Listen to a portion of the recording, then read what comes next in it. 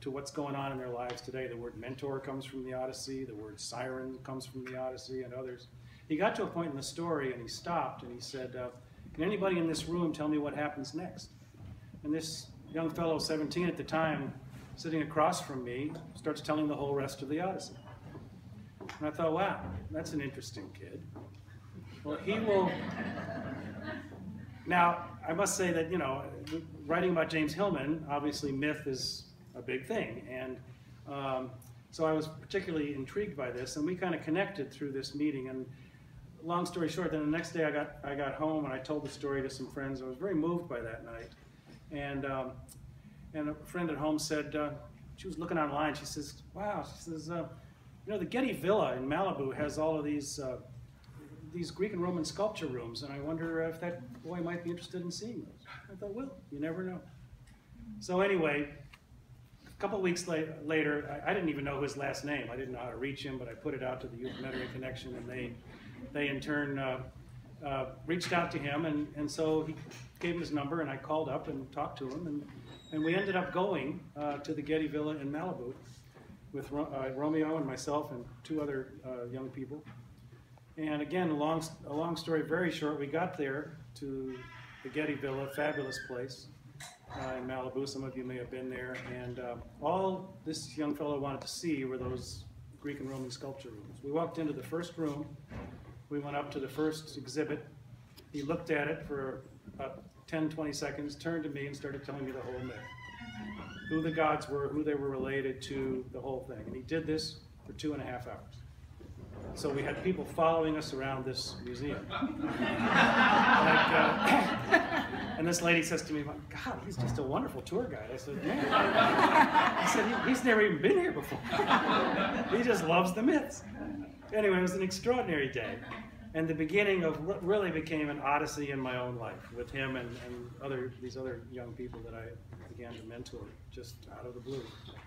So not too long after that, I came, well, I guess the following April, so it was about a year later, I came here to Pacifica for a Hillman conference. And I ran into Craig Chalkis, who I'd met once before when I spoke in San Francisco, and at his East-West Cultural Institute. And Craig started telling me, and Craig's here on the panel today, about this new magazine he was starting called Imminence, which was a mythological journal. And I started telling him a little about Romeo, and he said, well, can you write? And I said, yeah, you know, I think he can.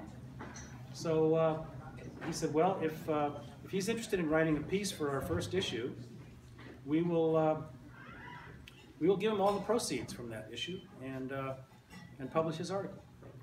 Well, that's what happened. And I have a few copies here. I could give out to some of you afterwards. But anyway, then the piece came out on Halloween of last year in Craig's new journal. And then Pacifica, Steve Eisenstadt read it, and Dave Onofrio. And so they told me about this conference on the radical edges of depth psychology, and Steve wanted to meet Romeo, so I brought him up here. And they met, and I remember Steve Eisenstadt looking at him and saying, you ever spoken before a group of people? And Romeo says, well, I talked in the ECHO meeting at the Youth Mentoring Team. Anyway, he said, well, you want to give it a try? So here he is.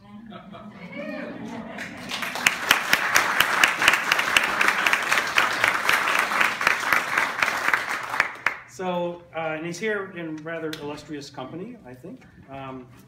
Because Craig is here now at Pacifica, teaching and serving as Associate Provost and continuing to publish Imminence. He has a PhD in Pacifica's Depth Psychology program from 2003. Craig has worked as a family therapist, a lecturer, and a group facilitator. He's the founder of World Soul Books, and he's written several of his own, including Terra Psychology, Re-engaging the Soul of Place, and editor of Rebirths, Conversations with a World in Soul. And he'll be speaking later today about archetypal activism in our times. But our leadoff speaker is Theon Gordon, who has been chair of Pacifica's Board of Trustees since 2015.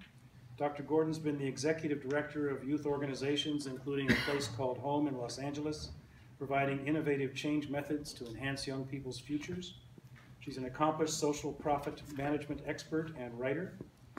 Her work with 501c3 organizations has enhanced the not-for-profit sector with on-purpose success through a proven technique, STORY, structure, target, ownership, relatability, and you.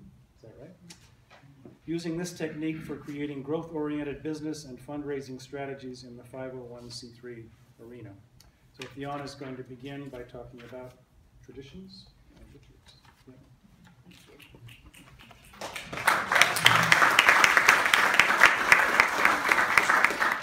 Good afternoon. I first want to welcome everyone and thank you for welcoming us into Pacifica. This is such a beautiful space and place, and one of the reasons I think we're all here is just this place and in this time. I'm leading off today talking about traditions, rituals, and spirituality, and how it informs storytelling and self-narrative, in particular for me. I put together a little piece here just to